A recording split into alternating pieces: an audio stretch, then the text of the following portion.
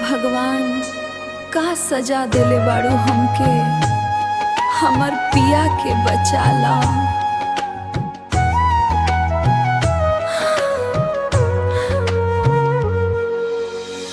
तोहरे खातिर दुनिया से लड़ गईनी हम, तू काहे पिया गइल हमसे कम। कहला रहे साथ निभाएब जन्म जन्म, आज ऐसे में सूतल बाड़ा तू चुपचाप सनम। दिलवा हर पल तोहके ही पुकारे, तोहरे बिना जियब ना हो पिया। तू ही तारा हमार जिंदगिया, रो रो के आँखिया सूझ गए अब तो लौट आजा सनमवा बकिया।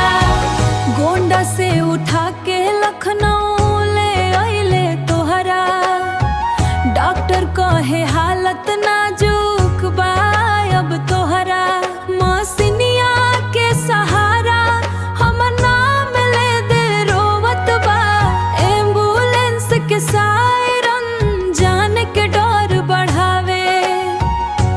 हर एक पल में तो हर नाम ही जुबान पे आवे, तोहरे बिना जियब ना हो पिया।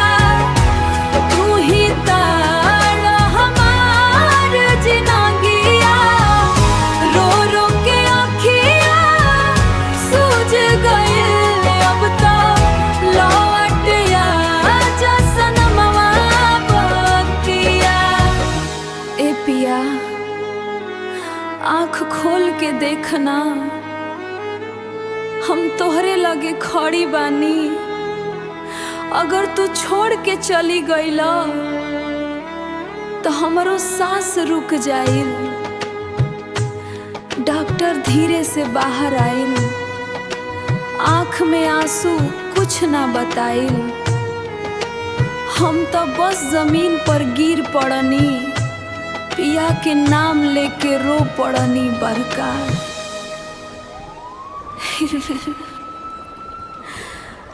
तोहरे बिना जियब ना हो पिया।